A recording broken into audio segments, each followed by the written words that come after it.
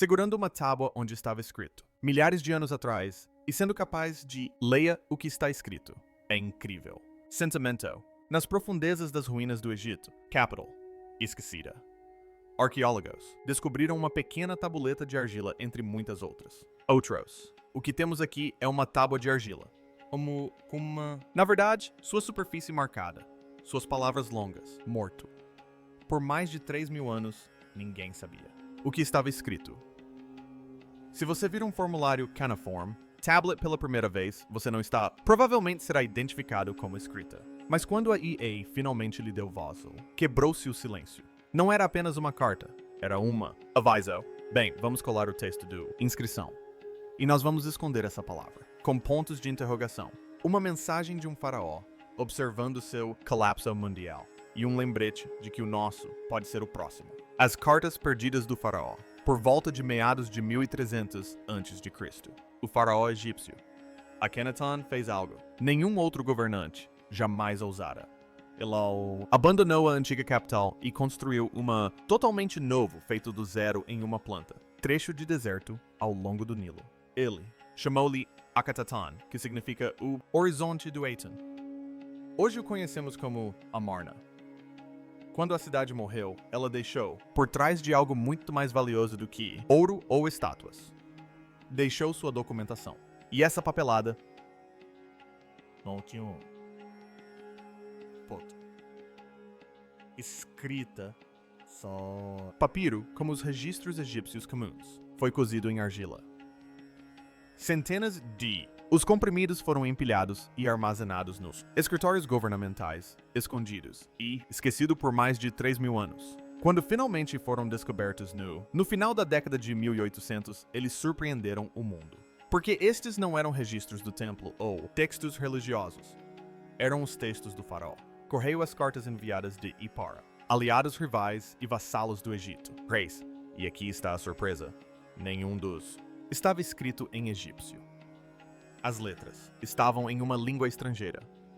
O adiano, pressionado na argila, usando um sistema de escrita, chamado não uniforme. À primeira vista isso soa estranho. Por que o rei do Egito terra de hieróglifos receber correspondência em alguém? Outra língua. Mas na antiga, Mundo Adian era o internacional. Linguagem da diplomacia. A Idade do Bronze. Versão de inglês comercial global. Todos os reinos que importavam, usei, quando enviei mensagens para o exterior. A história de como esses comprimidos chegaram aí. A luz é tão caótica quanto a arqueologia. Recebe. Em 1887, um grupo de aldeões cavando fertilizantes ou tijolos desenterrados em Amarna. Um bolso de tabletes de argila. Alguns dizem que era uma camponesa solteira que atacou, eles primeiro. Outros insistem que foi um grupo de homens. De qualquer forma, assim que a notícia se espalhou, as pessoas levavam os comprimidos aos vendedores, que começaram a vendê-los no Cairo e, além, os estudiosos se mobilizaram para descobrir onde eles vieram competindo contra os looters e colecionadores. Os arqueólogos logo perceberam algo notável sobre o próprio site.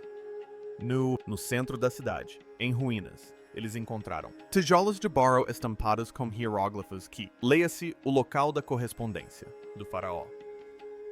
Em outras palavras, o escritório oficial de correspondência, versão antiga de um Ministério das Relações Exteriores, sala de correspondência, e combinava com onde mais tarde, escavações revelariam ainda mais. Comprimidos. Pela primeira vez, ficou claro que as cartas vieram diretamente do arquivo do faraó, não de um templo, não de um sepultamento, mas de um escritório governamental real, que outrora, relações internacionais gerenciadas. Nos anos seguintes, profissional, as escavações tentaram resgatar o que os comerciantes se dispersaram. Em 1891 e 1892, o famoso arqueólogo britânico Flinders Petrie escavou em Amarna e recuperamos mais peças do arquivo, cerca de uma década depois, em 193. Emile Chacina, chefe da França, Instituto no Cairo, adquirido 2 comprimidos adicionais que haviam se transformado, colocado à venda. O que se seguiu foi caos, porque os tablets se espalharam em todo o mundo quase imediatamente. Museus competiam para comprá-los, assim como colecionadores. Eles os acumulavam e os revendedores dividiam os conjuntos, separados. Hoje os maiores grupos de As letras de Amarna estão divididas entre várias grandes instituições. Mais de 200 estão no Eurasiatic de Berlim, museu. Quase 100 estão expostos no Museu Britânico, Museu em Londres. Cerca de 50 outros descansam no Egito, Museu no Cairo. Coleções menores são Abrigado em Paris, no Louvre, em Moscou, no Museu Pushkin, em Oxford, Noah Scholian, em Chicago, em o Instituto Oriental e alguns outros, em outro lugar. Cada peça está registrada, catalogadas e listadas por número de museu. Para quem estiver tentando estudar o assunto por completo. Arquivo. Esta dispersão é a primeira grande problema. A única maneira de ler tudo é só acesso ao animismos, saltar de país em país. Galeria. Para a galeria de caderno para caderno. Lá, não há nenhuma prateleira etiquetada como Amarna. Correspondência. É um enigma mundial de fragmentos. E é exatamente isso que SAT. É esse tipo de problema que a IA foi criada para resolver. Se você alguma vez visitar pessoalmente, o que mais lhe impressiona é a simplicidade. Tablet, típico do arquivo de Amarna. Tem aproximadamente o tamanho da mão de um homem. Aproximadamente 6 polegadas de comprimento, 4 polegadas de largura e talvez meia polegada de diâmetro. Polegada de espessura. Cada uma carrega fileiras de minúsculas marcas em forma de cunha, centenas de eles pressionados na argila úmida com a ponta de uma caneta de junco. O tablete estava, em seguida, seca endurecida e armazenada. O que torna esses comprimidos tão diferentes dos? O Egito, a imagem que a maioria de nós tem dele, é a escrita, em si. A forma Kun não se parece em nada, como hieróglifos. Não é pintado ou esculpido com graciosos símbolos de pássaros e olhos. É angular, denso e profundamente prático. Pequenas impressões em cunha, dispostos em padrões que representam sílabas, palavras ou ideias. Para ler, forma, você não soletra letra por letra. Carta. Você memoriza centenas de sinais, seus valores sonoros e o contexto que decide qual significado se encaixa. O sinal pode representar vários sons, ou até mesmo uma palavra inteira. O resultado parece alienígena. A princípio sim, mas a lógica é rigorosa. É um sistema criado para funcionários administrativos e reis não artistas. Entre todos esses, em um dos tablets destaca-se o IA-286, conhecido oficialmente em Berlim como VAT-1642. É uma das mais completas e dão-se exemplos elegantemente escritos medindo, com cerca de 20 centímetros de altura e 9 centímetros de largura. Hoje, ele se encontra na região fronteiriça de Berlim, Museu. E de perto você pode ver por quê. Os leitores discutem sobre certos trechos. A superfície apresenta desgaste por água e pequenas bordas. Perdas. Então, alguns grupos de cunha desaparecem, exatamente onde o tablet se curva. As cicatrizes são o motivo pelo qual alguns sinais são incertos. Na impressão, e porque as ferramentas modernas precisam de tenha cuidado ao contornar as partes faltantes. E agora temos ferramentas de EA que pode fazer algo que aqueles primeiros estudiosos só podia sonhar. Alimentando-se no símbolos transcritos dessas tábuas. A inteligência artificial pode analisar o padrões compérios com milhões de combinações de sinais conhecidas e tente tradução em segundos. O que antes era meses de trabalho minucioso com dicionários, e agora é possível fazer com lupas, num piscar de olhos. Mas quando a IA tentou, este tablet A286 não se tratava apenas de reproduzir uma rotina, carta diplomática. Ela revelou algo muito mais perturbador. Uma mensagem escrita há mais de 3.000 anos, isso se lê menos. Parece mais um relatório do que um aviso. Como a IA aprendeu a ler Adian? Quando as pessoas ouvem a frase IA decodificada, a escrita antiga pode soar quase como Seeds, mágico como um robô contemplando uma imagem de um tablet antigo e, de repente, entendendo o que está escrito. Mas na realidade, o processo é muito mais prático. Decodificado não significa A máquina desenvolve sabedoria ancestral da noite para o dia. Isso significa que o sistema utiliza um tipo especial de mecanismo de tradução conhecido como tradução automática neural ou NMT na sigla em inglês. Imagine-o como um sistema de aprendizado muito rápido treinado para pegar frases em um idioma e prever como essas mesmas ideias apareceriam em outro. Em vez de memorizar dicionários, ele estuda milhares de exemplos pareados trechos antigos, comparados com traduções humanas, e aprende os padrões entre eles. Uma vez treinado, o sistema consegue analisar novas linhas de texto em adiano e gerar uma versão em inglês moderno e concisa, seguindo a mesma lógica. Em um estudo revisado por pares, publicado em 2023 na PNAS Nexus, cientistas demonstraram a eficácia dessa abordagem. Eles treinaram seu modelo para traduzir adiano para inglês de duas maneiras diferentes. Um modelo leu diretamente os sinais irregulares originais, aquelas marcas em forma de cunha que os escribas pressionavam na argila. Outro modelo leu transliterações, que são palavras em adiano, reescritas por especialistas, usando nosso alfabeto moderno. Os resultados foram medidos usando uma pontuação padrão chamada BLEU, que avalia o quão próxima uma tradução está de uma versão humana confiável. Quanto maior a pontuação, melhor o desempenho. Quando o modelo leu a forma Kootenai diretamente, obteve uma pontuação em torno de 36 e a 2. Quando leu as transliterações, atingiu aproximadamente 37 e a 2. Esses números podem não parecer impressionantes, mas para esse tipo de trabalho inicial, são resultados expressivos. Isso não significa que o computador substituiu os estudiosos, mas significa que a ferramenta pode gerar rascunhos rápidos e razoavelmente precisos, especialmente para textos escritos em estilos formais e previsíveis. A próxima questão é de onde vêm as palavras afinal. Hoje os pesquisadores contam com 2 enormes projetos online que transformaram a escrita antiga em dados legíveis por máquina. A primeira é a OAC, C, o corpus aberto e ricamente anotado, e não uniforme. Trata-se de um projeto de longa data que armazena textos adianos em um formato organizado chamado ATF. Esse formato é basicamente um conjunto de arquivos de texto simples, onde cada linha de uma tabuleta antiga é escrita usando letras latinas, com números de linha e pequenas marcas que indicam onde ocorreram danos ou incertezas. A segunda fonte principal é a CDLI, e Iniciativa de Biblioteca Digital, da forma CUNAI.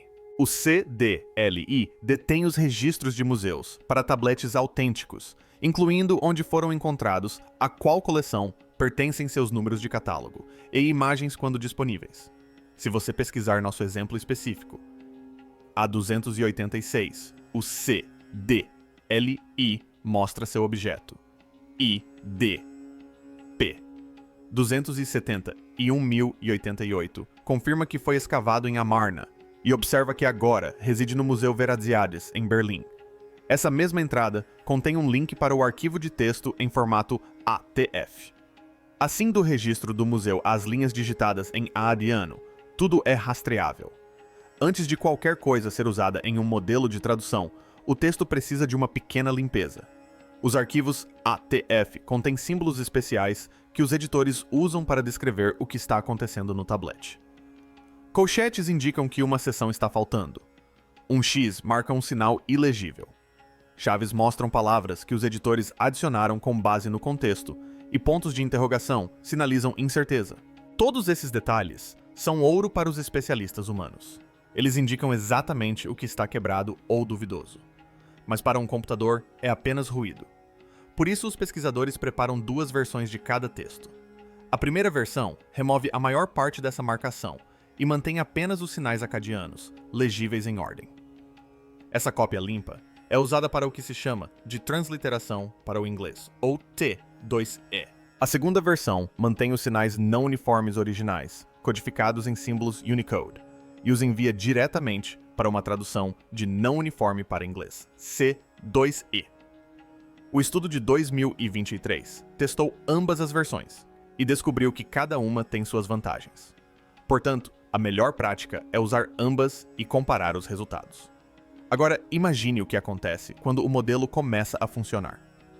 Pense nele como um tradutor extremamente rápido que estudou uma infinidade de exemplos. Você fornece uma frase e ele tenta adivinhar o que essa frase diria em inglês.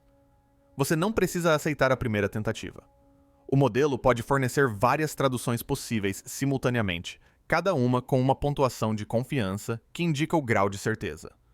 Quando o modelo está confiante, provavelmente está lidando com uma fórmula familiar, algo como uma saudação ou uma frase de despedida que aparece em centenas de tablets. Quando há menos certeza, é geralmente aí que o trabalho interessante começa. Talvez a placa esteja danificada, a frase incomum ou a gramática estranha. O sistema aponta discretamente os pontos problemáticos para que os leitores humanos saibam onde procurar com mais atenção. Mas tudo isso ainda depende da qualidade do texto original. Uma frase copiada, descuidadamente ou mal interpretada, ainda causará erros. É por isso que outra área da tecnologia foi adicionada ao processo: ferramentas baseadas em imagens. Em 2021, um estudo publicado na revista PLOS descreveu um detector de aprendizado profundo capaz de localizar e identificar sinais não uniformes individuais diretamente em fotografias de tablets. Normalmente, uma pessoa teria que desenhar manualmente um retângulo ao redor de cada pequeno grupo de sinais. Uma tarefa tediosa e demorada. Este sistema aprendeu a identificar onde os sinais estavam e a sugerir os retângulos automaticamente.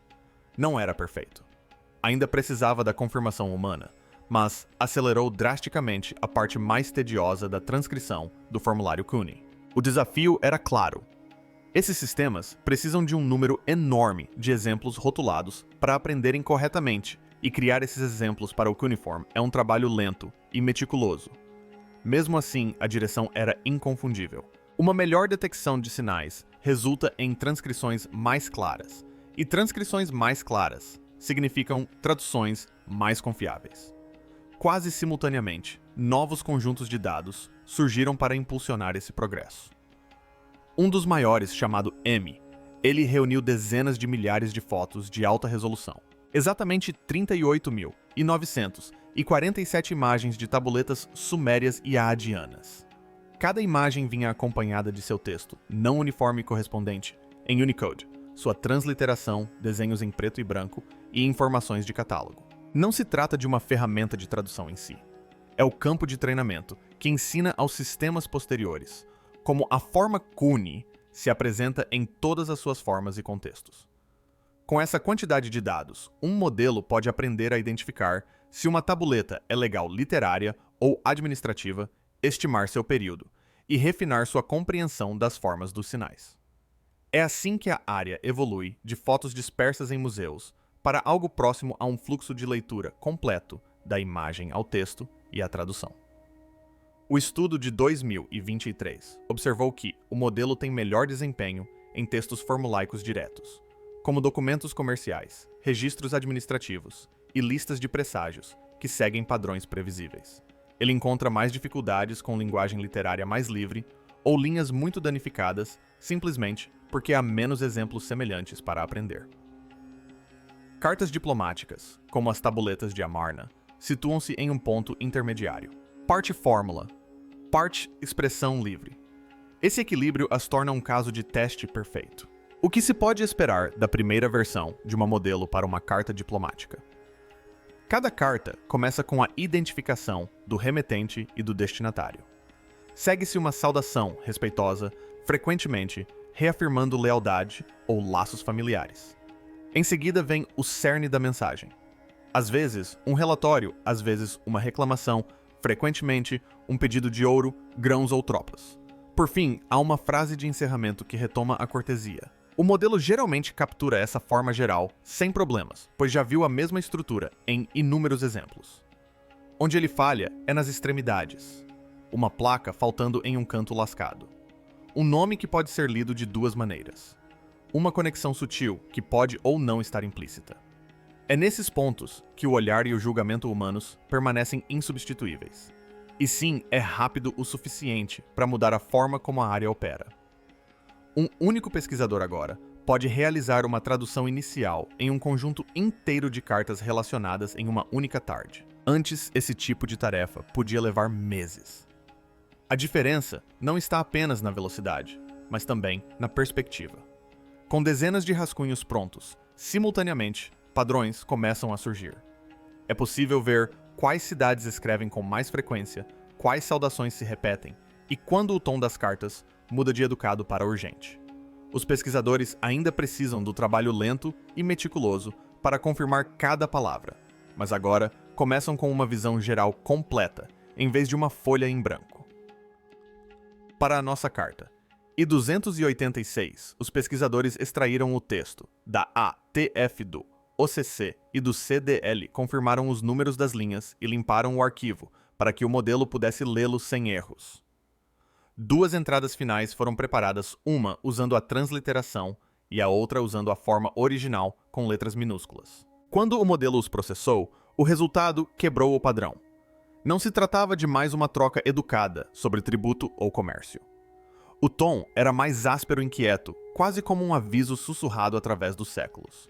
Um aviso enterrado na argila. Quando o modelo de tradução leu, I-286 captou imediatamente o ritmo de obediência que definia a comunicação real no final da Idade do Bronze. O escritor saúda o faraó com profunda humildade, curva-se majestosamente e repete sua devoção inúmeras vezes.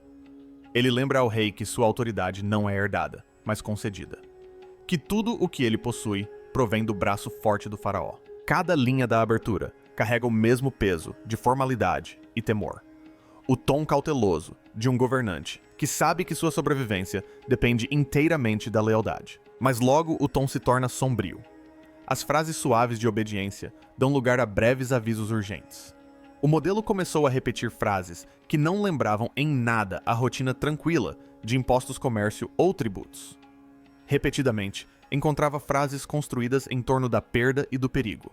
Perdidas estão as terras do rei, meu senhor. O rei não tem terras. E entre elas surgiu um claro apelo por ajuda. Enviem arqueiros. As palavras continham até mesmo um prazo limite. Se houver arqueiros este ano, as terras permanecerão.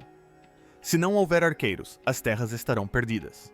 Essas poucas linhas transformam o que poderia ter sido apenas mais um registro burocrático em algo muito diferente, um grito de socorro e um aviso sobre o colapso.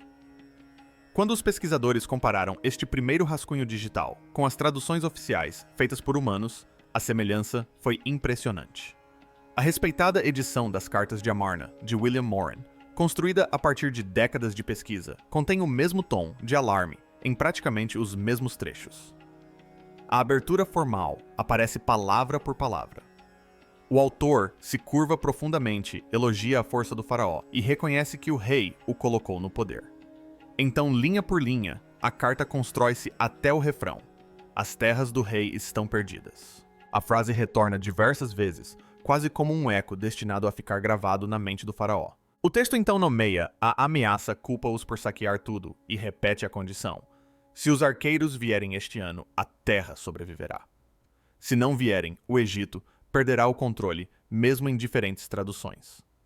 Essas mesmas frases de advertência permanecem constantes. E aqui está uma dura verdade, que torna a mensagem ainda mais urgente. Deste arquivo, não foram encontradas respostas da corte. Se a corte respondeu essas respostas, não sobreviveram em Amarna. O que temos são relatos de campo e apelos como este. Vozes subindo na hierarquia, com o silêncio como resposta. Esse relato unilateral transforma o aviso da carta em um suspense que ainda sentimos. O orador é Abdi-Heba, o governante de Jerusalém. Ele não é um rei por direito próprio. Ele governa em nome do Egito, sob a autoridade do faraó. Seu interlocutor é o próprio faraó, muito provavelmente Amenhotep III, ou seu filho Akhenaten, dependendo da datação. O papel de Abdi-Heba é claro. Ele mantém o domínio do Egito intacto em uma de suas províncias do norte. Portanto, quando ele escreve "Perdidas estão as terras do rei", ele não está falando de seu próprio território. Ele está alertando que toda a influência do Egito em Canaã está desaparecendo. Cada menção a "meu senhor" no texto reforça essa relação. Cada 7 vezes e 7 vezes eu me curvo deixa claro o quanto ele é dependente. Isso não é a rebeldia de um rebelde, mas sim a súplica de um servo desesperado por reforços antes que tudo desmorone. O problema que ele menciona vem de um grupo chamado Airu, às vezes escrito Habiru. A palavra aparece por todo o Oriente Próximo durante esse período, mas não se refere a uma tribo ou povo específico. É mais como um rótulo para forasteiros, mercenários, refugiados, saqueadores ou trabalhadores deslocados que vivem fora do controle das cidades estabelecidas. Em um texto, são soldados contratados, em outro, bandidos. Na carta de Abdi-Heba, eles são os atacantes que saquearam todas as terras do rei. É por isso que seu pedido por arqueiros não é uma solicitação rotineira. É uma exigência para que o exército egípcio intervenha antes que os rebeldes conquistem mais território. A estrutura da mensagem torna a urgência ainda mais evidente. Não se trata de um lamento por algo que já aconteceu, mas sim de uma previsão do que está prestes a acontecer. A linguagem é condicional, quase matemática. Se o Egito enviar arqueiros este ano, a terra permanecerá. Caso contrário, estará perdida. Essa pequena frase, este ano, transforma o bilhete em uma contagem regressiva. É o equivalente antigo a dizer: se os reforços não chegarem imediatamente, estamos perdidos. Cada repetição de "as terras estão perdidas" reforça essa cronologia. Até mesmo o comissário egípcio acusado de negligência Ramu, às vezes grafado. Yan-Hamu aparece nominalmente. Abdi-Ha reclama que En-Hamu está favorecendo o lado errado e que ele, o servo leal, está sendo caluniado por trazer más notícias. Não se tratam de floreios poéticos, mas sim de detalhes administrativos. A carta é essencialmente um relatório de crise escrito por um governador provincial tentando defender seu senhor imperial. O modelo de lidou bem com a maior parte dessa estrutura. Acertou em cheio. A saudação ritual acompanhou a transição da lealdade para o alarme e identificou o refrão recorrente que emoldura toda a mensagem. Onde hesitou foi nos pontos mais difíceis, nas bordas irregulares da argila, onde as letras se confundem, ou nas seções onde os nomes variam entre as fontes. Por exemplo, Enhu e Yan-Hamu são apenas duas grafias diferentes para o mesmo oficial. Mas a máquina não tinha certeza de qual usar. Também suavizou algumas palavras de ligação para tornar o inglês mais natural. Esses pequenos deslizes são normais e esperados ao traduzir uma língua antiga, mesmo para humanos.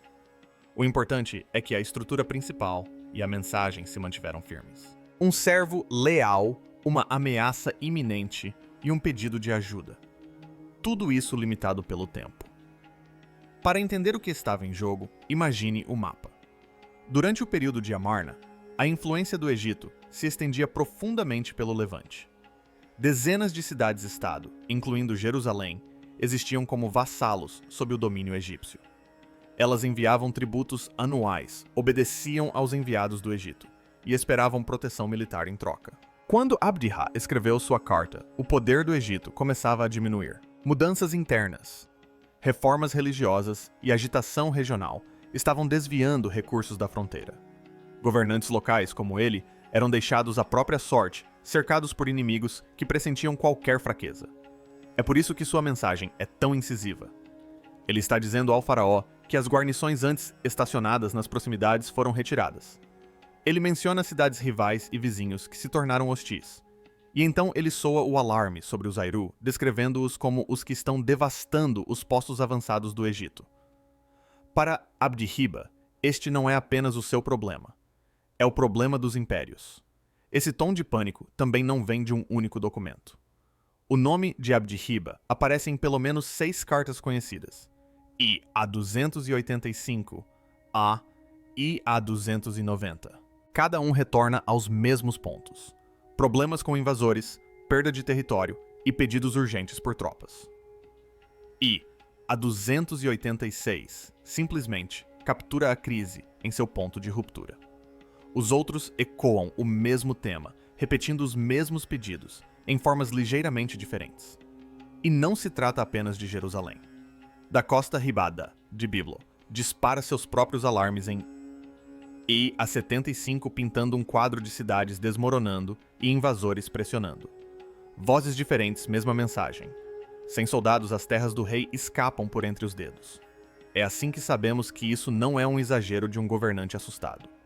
É o som constante de um homem observando os muros caírem e clamando por ajuda através da cadeia de comando. Obrigado por assistir. Agora confira os vídeos que aparecem na tela para mais histórias inacreditáveis.